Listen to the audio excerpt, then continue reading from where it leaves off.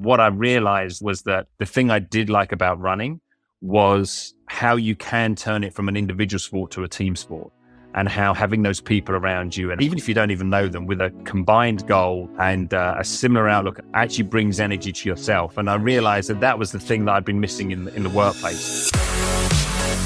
Hello and welcome to Run the Business, the podcast that explores the place where running and leadership come together. We'll find out how running might help us with leading, managing people, and generally being better in business. We'll also try and answer that question: do runners make better leaders? I'm Anthony Gay, and today I'm joined by a managing director working internationally in the marketing space. He's the MD of agency services at The Marketing Store, based in London, but leading teams around Europe and getting around the world as well. He's also spent many years in the US devising strategies, building and leading teams for TMS over there. He's regarded as a hands-on, empathetic and inclusive leader. His approachable nature and unwavering positivity have earned him the trust and respect of colleagues and partners around the world. What some of those people might not know is his love of running as well. Mark Watson, welcome to Run the Business. Thanks, Ant. Nice to speak to you. How are you today, Mark? I'm great, thank you. And the thing I would correct you immediately is I think everyone knows about my love of running, because I think that's all I talk about. So if anything, they're probably bored of hearing about it. But, hopefully it's still a good conversation for us. Well, let's take that love to a new audience then and reach some different people with it. I know you're away at the moment. You're on business. You're in Chicago. Are you going to be running today? And what are the conditions like in Chicago? Yeah, I will be out later, as it's first thing here. So I didn't get a chance to go before we had our chat. It's been pretty cold over here at the moment. I think it's around -5 centigrade, which has warmed up considerably. So it's good. And the weather here it's a dry cold, which is good. And the thing about Chicago is they really take care of all the footpaths. So not much concern about snow or ice or anything. They're cleared pretty well, especially along the lakefront. Fantastic. I know a few people that have been on the podcast that have enjoyed running in Chicago. So I know it's a great venue for getting out there. Mark, taking things back a little bit, when did you first consider yourself a runner? And tell us a little bit about your journey into running. I think if I look back, I think I was one of those strange kids at school that actually enjoyed cross country. I look forward to it. I enjoyed the races. I remember there was about 3 or 4 of us that liked it. And there was just a pact with the people that didn't, and they could cheat as much as they wanted and cut the course. They just couldn't beat us. We wanted to run it fair and square. So I did that as a young teenager. And then actually football took over, and I took a break from running really until I moved to Chicago the first time, which was in 2001. And there is such a running community here. It was just easy to fall into. And I just started on training programs and just building with the community and just increasing my goals as I went through. And I think probably, like a lot of runners, a little bit of imposter syndrome. And I think that first year I went from doing 5 and 10Ks, and I ran my first marathon in 2002. And I think when I crossed the finish line there, I actually thought, yeah, maybe I can do this if I want. And it's really got on from there. What was the reason at the beginning that you started out to run? And if I ask you that question now, why do you run? What's your answer? I think there's probably been 3 phases of my running that kind of connected with my life cycle, to be honest. I think that the first phase was when I moved to Chicago. It was about exploring the city, meeting new people, a little bit of a fear of a new country 10 pounds being put on with the amount of food over here, just trying to keep somewhat in shape. And really with Chicago, the thing I loved and we loved as a family was the weather, just very hot and very bright in the summer. And then in the winter, still bright, still sunny, albeit cold, but the city was ready for that. So that was really why I started. And then the opportunity then moved from keeping fit and enjoying the city to try and challenge myself and go after more goals. So that's really why I'd always had in my head that I wanted to run a marathon. Never thought I could, but joining a good running program here got me to do that, say in the first year. And then I carried on running, had young children, and then really kind of didn't find the time for it. And then actually probably around 2008, there was a change in circumstance in my family. I ended up wanting a bit of headspace and ended up having a bit more time to myself. So I really got back into running religiously in terms of trying to get out with a set program, trying to take on more and more races, and ultimately try and do more and more distances. And I think that then phase from maybe 2008 through to 2012, 2014. That was what my journey was on. And then in the most recent phase, which is a continuation, is that I just, as I got older, I wanted to continue to challenge myself and almost prove that age doesn't matter, and not worry about age grading or best in age, but actually looking at any PB I've had from whatever age I've been and just trying to beat that, to believe that if I work hard and if I focus on a goal, then I can achieve whatever I want. And really that's where my probably last 2 or 3 years have moved to, which is just trying to prove that to myself and continue to improve no matter what the body says. And do you have goals, active goals in both running and in your work life? And do you compare goal setting in both spaces? Yeah, I do. I mean, from a work point of view, I am very much a planner. I like to make sure that there is a plan at the beginning of the year. There's clear objectives and outcomes that we're shooting to at the end of the year, and not just SMART goals, which I think gets thrown around a lot, but really aspirations. And when we look back on the year, what is it we want to be able to say to each other we've achieved over the previous 12 months? And then by having a goal at the beginning and that aspiration at the end, we're able to plot the path and know what we need to do and to keep on track and keep everyone motivated. So I'm very much a goal setter and accountability holder in the business space.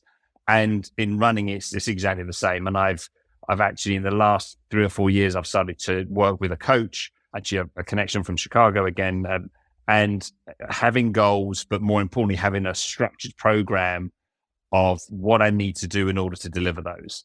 And every year we'll sit down at the beginning of the year, work out what it is I want to focus on, what it is I want to achieve, and then put the best plan in place to do that. And then it's on me to find the time, find the energy, find the commitment and the will to deliver against those programs every day or every week, knowing that if I do that, the results will come at the end of it. Do you change those goals at all during the year or during the course of that journey? Because if do you ever sort of look at it and go, actually, these aren't the right goals. We need to shift to something else. Is that a process that you go through?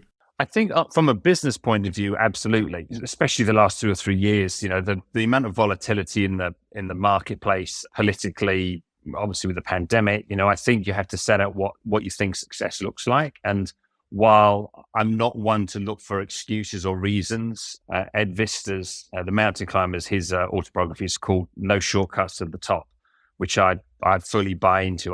We don't look to hide behind excuses, but sometimes there will be conditions where we say what we need to do to be successful has changed. Therefore, we'll change the goals rather than saying the goal was wrong. And then from a running point of view, I think it's the same thing. I set out what I want to do in the year, but if injury comes along, if travel gets in the way, sometimes just training's not going the way it needs to go, then you have to just reset. And I think resetting is part of the goal setting process. Makes sense. To give us the full picture, tell us a little bit about what the marketing store does and your role there, just so we kind of get a full sense of what you're about. Yeah, so we're a global customer engagement agency is the core or the heart of the business where it's grown up from. What that means is we try and create connections between brands and consumers. And that's really about delivering on brand promises and ultimately driving great experiences and driving sales, predominantly in the retail space. And we work in telecom sector, we work in fast food or QSR, we work in sportswear as well. So we build campaigns that get delivered on the ground or in the retail space for our clients. We additionally have a large sourcing organization that allows us to not only deliver the customer experiences, but if there are products being delivered to customers and put in their hands, we're often producing those as well. So we're able to create an experience, but then also deliver it directly to the customer in an end-to-end way that allows us to control a lot more of the messaging and a lot more of the delivery. So we're far more accountable for the success of the work. Are there projects that you've worked on over the last few years that you're able to mention that stick out as special? Some work that you're proud of? Yeah, through my entire career, I prided myself on working on projects that somewhat seem impossible or have huge challenges that then you find ways to overcome. A job the team did a couple of years ago, which was absolutely phenomenal, was a program with Adidas and Paul Pogba. And actually, the whole process of setting up this underground surprise boot launch program in a bit of London that's kind of known for creativity, but again, working with very restricted timelines, getting him down from Manchester, kind of undercover, getting him through the city, and then launching this as a music concert and a product launch and bringing in influencers, I think was really, really impressive because at the time it looked like there was no way to get that delivered. And then from a telecoms point of view, we work with VMO2, the telephone network, on the priority program.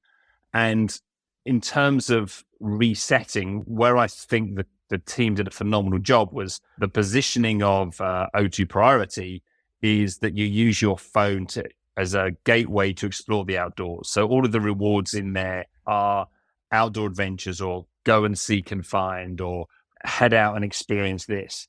And that was the programs we were building. And then, of course, when COVID happened, none of that was possible, but people were still using their phones and we still wanted to reward them.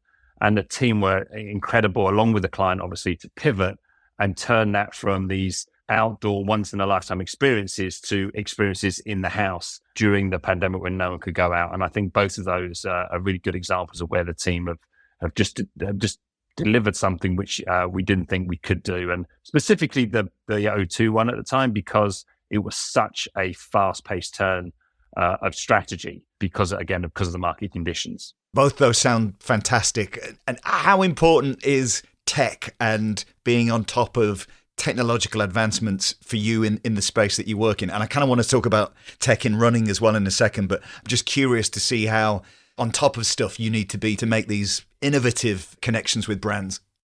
Yeah, it's imperative. I'm part of, when we talk about TMS in the new guys as we go to market, the T really now represents technology as a core of our business. So whether it is technology from a customer facing point of view, so whether it's apps we're running, so McDonald's is one of our clients, so running app programs for McDonald's globally. We run big in-store games, things like Monopoly, which you may have heard of. All of those get driven through our technology, which obviously has to be fully robust. When we're looking at the priority work, obviously that's all through the cell phone. So we have to partner with tech partners on that. And then specifically with the supply chain business as well, knowing what products are needed, where it is in the system, managing where the raw materials are, managing where the freight is, all of that sits on a very solid tech base. So, and we're looking to constantly innovate. There's two guys we've worked with for a long time in the business.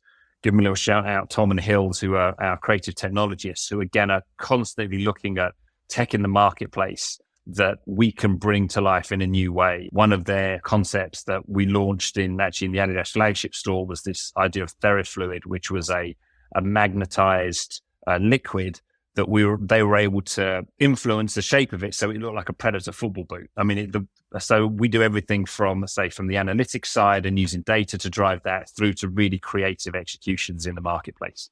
That sounds great. Where do you get your energy and inspiration from? And I'm thinking both in running and in business. In business, I think a lot of it comes internally. A lot of it, again, is looking at the new developments we're creating, looking at the new innovations that people are bringing in. I think that's really exciting to see. Then I think looking at tech platforms, I think, following the CESs, the South by Southwests, whenever I've been there, that's just one of the most overwhelming things I've been to in terms of trying to manage time at South by Southwest, just to see as many things as possible and soak it all in. And I try and read as best I can to follow not just technology, but business trends, people management trends at the moment, especially as we look at hybrid and how we look at how the new face of work. So that's from a work point of view. And then from a running and exercise point of view, I tend to look at people who just feel like they're breaking barriers all the time. I don't think that to be classed an athlete or a runner, you have to be going the furthest, the fastest, the longest. But, those kind of people do inspire me. And I look at what they achieve and I sometimes then look at what I'm trying to do and think, well, if they can do that, and I'm looking at you and your 135-mile Ring of Fire race, they can do that, then I surely can do what I'm trying to do. So yeah, I look for that inspiration as well. Thanks for the mention there. And coming back to that tech question in running, do you utilize tech in your running, or are you a more a free runner in nature? What's the balance there for you? Oh, it's complete tech. My coach has to put programs in for me that are no data runs. Just go out and run. Just go enjoy it. We have a great thing called a gratitude run, which is just you've had a good month or a good 6 weeks or even a bad day, and just take the watch off. Just go out, be grateful for where you are, look around, smell the air, and just enjoy the fact that you're able to do this and you love it. And so I think that's some of the balance I have to get. But running, I'd use the Garmin. I definitely pore over the data of races to see where I lost time or what I could have done differently, rather than congratulate myself. But that's, I think, part of the self-development. And then obviously with Strava, part of the training program I've got is with a platform called Training Peaks, which not only captures all of the workouts I need to do and all the runs I need to do, but then really does track my form, my fatigue. So, we can change the program as we go through with that. But no, I do love the data, and at the end of most races, there'll be a spreadsheet built of some description, so I can just kind of break it down a bit as well. I love that concept of the gratitude run that you mentioned, and just getting out there and just being grateful to be alive and to be running. It's a fantastic takeaway. That this podcast is obviously all about how running might help people in business and in leadership. Question to you, how does running help you be better in your work? And are there specific examples where running's maybe sort of taught you a lesson or given you something that you've transferred into work? I think that I've listened to some of your other guests, and I think it's similar to them in terms of it can put me in a better frame of mind. So I think that if I go out and I have a nice run in the morning or even in the evening, and I feel like I've completed that and that part of my day is done, I come to work more refreshed, mind more open to learn, and more motivated to get other people to go on whatever journey they're on. So that helps. If I am working on a specific project, I wouldn't be able to do it during a training run, but if I were just doing a free run, I can absolutely spend that time to think through problems, hopefully come up with new ideas. I remember we were relaunching the Marketing Store brand probably 6 years ago, and I was working with a partner on that. And at the time I was running to work, which was a decent, maybe an hour or so every morning.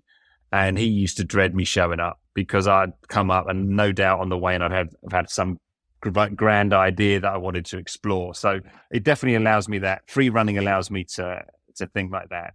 I think lessons from a team point of view, probably coming out of lockdown, the pandemic, I was struggling with my connection with work, actually. And I've been doing this job and at this company for a long time. I've got a lot of heart, a lot of passion for the business and the brand, as well as all the people I work with. But there was just something that was missing for me, and I couldn't put my finger on what it was. And then I was chatting to a business coach, actually, and we were talking about the Milton Keynes Marathon, of all things, and the fact how much I disliked it. And it was during COVID, and because of the social distancing, the first year I ran the Milton Keynes Marathon, it was almost a time trial. So you showed up on the start line and they sent people off every 60 seconds. So you ended up just running the marathon by yourself. And what I realized at that point was that the thing I did like about running was how you can turn it from an individual sport to a team sport, and how having those people around you and having those people with even if you don't even know them, with a combined goal and a similar outlook and a similar path you're going on, actually brings energy to yourself. And I realized that was the thing that I'd been missing in the workplace. So I actively made opportunities to reconnect with people, make sure we knew we were on the same path together, and again, work with a group rather than turning management into a solo sport as well. That's such a great advice. And I know you've been acknowledged at awards ceremonies over the last few years for that ability, I think. And in terms of leadership style, words like, empathetic, approachable are words that spring to mind that I know have been used. What does leadership mean to you? I know you've just touched upon it there, but what does it mean to you in this day and age? And how do you ensure that you've got that connection with your people and you have that open door and that positivity and that empathy that is so important? Well, firstly, thank you for those kind quotes, wherever you found those. I always used to consider myself, I used to call myself the cheerleader and the check writer. So my job was really to facilitate the teams to do their best work. And if you've got an idea or if there's something you want to achieve, I'll get behind it. I'll be the biggest champion of it, and I'll make sure we've got the resources to deliver against that. I think that's evolved a little, especially over the last 3 or 4 years, where some of my own personal journey around inclusion and belonging has become really important. And just looking at the workplace and understanding, and same in a race, if we're talking about it, like the conditions need to be right for people to perform. And that could be on the race itself, but more importantly, in the business context, in an office context, what are we doing to make sure everyone is focused on being their best version of themselves, removing any distractions they may have, so they feel like they can truly belong. And if they can truly belong and be themselves and focus on what they're trying to achieve, then they're going to thrive. And that's something that I and we as a business have a huge commitment towards. And I think that manifests itself in what does that mean for everyone in this new age? So some people, in order to belong and thrive, they want to be in the office and they want to be around people and they want that interaction. And other people think their best place is to work remotely, only come in the office occasionally. But whatever it is that we can do to support that is what we want to do. So I think setting the conditions for success is my job now, and setting the path and the vision of where we want to get to. I want to come back on something you said around the energy. You mentioned the Milton Keynes Marathon, and at the beginning of this part of the conversation, you talked about the community, the spirit that you can get. I mean, speaking specifically to running, that's so powerful, isn't it? That event energy that you can pick up on and you can plug into and help you raise your game. And to hear you articulate how that is something you transferred over into work was really powerful. Could you talk a little bit more about kind of that, how that energy plays out for you and when you are in these group events and running events, how that impacts on you, how it makes you feel? There are different ways of looking at it. So one of the other phases of my running journey, my sons took up running when they were just under 10, I think. And they joined a local running club, which was Highgate Harriers. And because they joined, the whole family joined, and I became an active member there. So having that community is one thing that I'm really proud of, that the team work as a team. They give back to the community as well as being a running group. And then my eldest son, Monty's continued to run. He's now at university, running for Newcastle Uni. And Highgate Harriers still. So having that connection with him has been really important to me.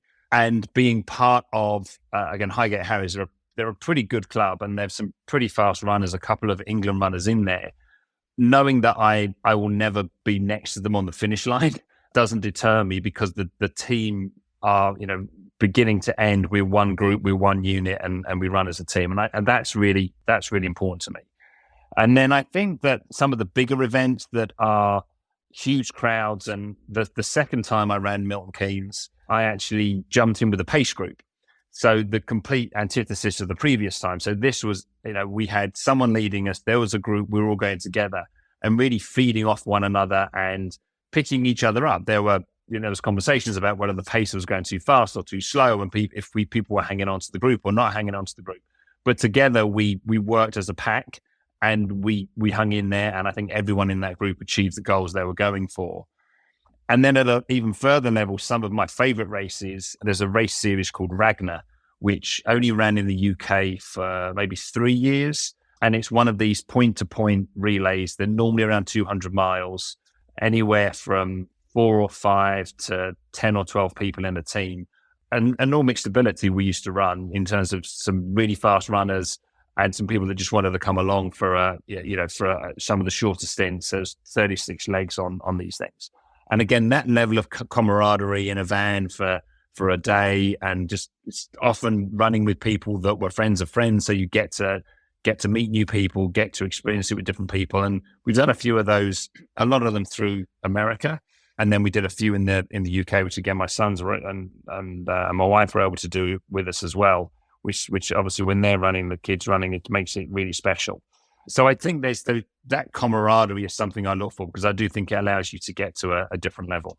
And there's something in that, isn't there, where the idea that a person on their own can't always be in the spotlight, can't always be performing at the peak. It's just impossible. You burn out. So the idea of, you doing your bit, but then getting your energy from somebody else or letting somebody else take the lead. It's like the thing with geese flying. I hope I'm not reaching too far here, but when they fly in the V formation and the one at the front sort of peels off and goes to the back and allows somebody else to take the lead. Because what you just described there, I think, is a great way of sharing that load, sharing that energy, and everybody's performance being better at the end of it for that.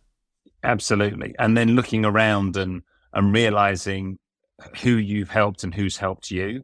And then obviously most importantly, then acknowledging that. And often it is, and again in the workplace as well, but often it is people that you might not expect. And I think that's why running with different groups or working with different people and making sure you've got a good mix of personalities around you, I think really helps challenge you and also get to better solutions. And I know TMS is doing some awesome work around inclusivity, and I know that's a big thing that's driving you. What's your read on, and without being too general, in terms of where we're at, thinking about the UK, on the work and the journey that business needs to do in that space? Where do you think we are now compared to maybe 5 years ago? Oh, I think from 5 years ago, I think we've moved a number of needles, but there's so much work to do from my point of view. And we see it, I think we see it every day still, whether it's cronyism, whether it's those that are in power, and I don't just mean in political power, but those in a position of power doing what they can to protect it and not let other people in. And I think that we've worked with a group called Fearless Futures. We did some work. It's of course called Design for Inclusion, which really begins to acknowledge, if there are systems in place, who benefits and who is held to the detriment, and are the people who are benefiting doing all they can to continue to benefit, or are they allowing other people in? And it's normally the same answer. So I think there's a huge amount of work to do. I think we as a business have done a lot, or we've tried to do a lot, but we've still got our own huge journey to go on. But I think that being able to face it is the most important thing. There's a quote that, not everything that you face can be changed, but nothing will be changed until you face it. And that's something that we are wholeheartedly buy into, and are therefore always looking for those challenges. Do you have any kind of mantra in either running or business that helps you stay focused? Anything that you lean on when things get difficult? I think there probably is. The one that springs to mind is there's always a summit, and I had to learn that doing triathlons and cycling, and that's not my forte. But, there's always a peak that you'll get to. And normally at the top of that peak, there'll be a decent view, but then the work would have been worth it. And then that it's downhill the other side. So that's what I try and work and live by. The other one that I also try and employ is never make a decision going uphill.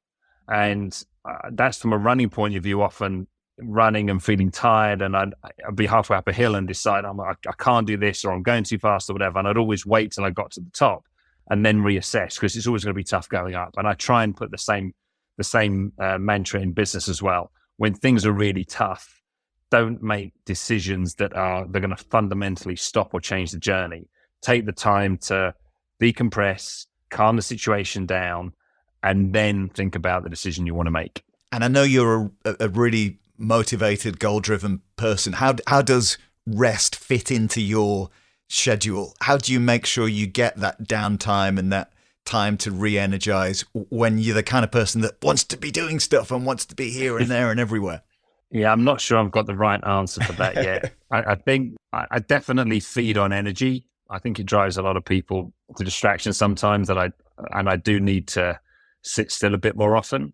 I think that maybe, to be honest, maybe during the pandemic when we were forced to be inside and we were forced to have time away from the usual distractions. And then even during that time, I was feeling a lot of anxiety. And the way I came through that was to take some time out, and whether it was breathing exercises or just creating that little space for me. And I think that worked during the pandemic. And I think it reinforced the value of quality time.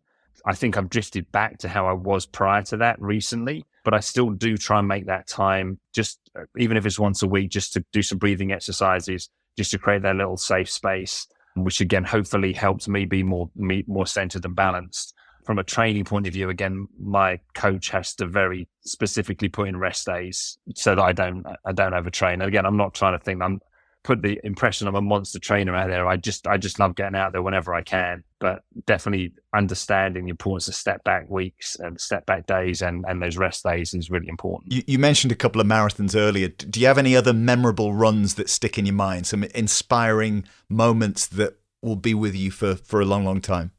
It's funny you should ask this. My last gratitude run, my coach asked me that every 5 minutes I thought about a run that had moved me. So I should have this collection close at hand, because there was a good bunch.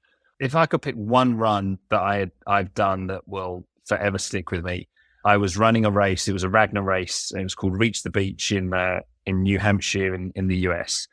And I was on, I think it was like a 2 a.m. leg, and it was all through the mountains in New Hampshire. So there's a lot of hills in there, but I was running uphill at 2 a.m., was running really well and really strong. And my head torch went out, which is not particularly safe, but I felt fine. And I looked up and I could see the Milky Way. I could see just more stars than I ever thought possible. And normally on these Ragnars, there's a group of people. You'll see trail lights, you'll see blinkies. But at that moment, I don't think there was it felt like there was no one else on that mountain. And I just looked up and absorbed and just saw that sky and just thought, oh my God, again, back to that point of, if I wasn't running, I wouldn't see this. I would never have experienced this. And it was just the most incredible moment I've had on 2 feet, for sure. Wow, that sounds amazing. Did that make you feel small, or the opposite, almost like connected to this big, huge universe? Probably small, but proud of being part of it, I think, is the way I'd look at it. And, that then moves you into sustainability and, what are we doing to protect all those things? And obviously that's part of another journey I think a lot of us are on. But no, at that point in time, you just look around and you just see how infinite the world is out there. And, we haven't explored this planet yet without even thinking about everything that's up there. It does brings moments of life, as you've just articulated there so well, that you just wouldn't get if you weren't out there doing this thing. And those moments where you can just have that and it sticks with you. I mean, that's so powerful. Are you a music runner generally, Mark, or did you like the quiet? I love the quiet. I love people. I love being around people, but it's some of the only time I get this. Just me. The irony is, if I run with someone, I talk nonstop to them, and then they end up asking me to be quiet. But no, I very, very rarely, if ever, run with headphones. And do you have, well, I'm sure you do because you're a goal-driven person, but do you have things this year that you want to achieve, or places that you're going to be running this year that you can share with us?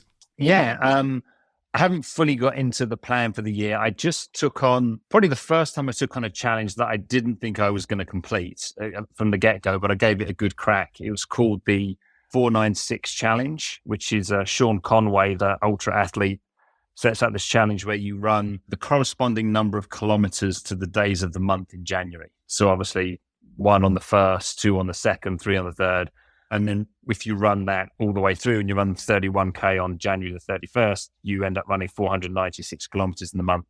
So I tried to do that. I got to 21, which is pretty further than I thought. And actually that goes back to your question about rest. I'm just absolutely fried. I was still running cross-country races as part of that. And it was too much. So and then I saw the week ahead and I stopped at 21K.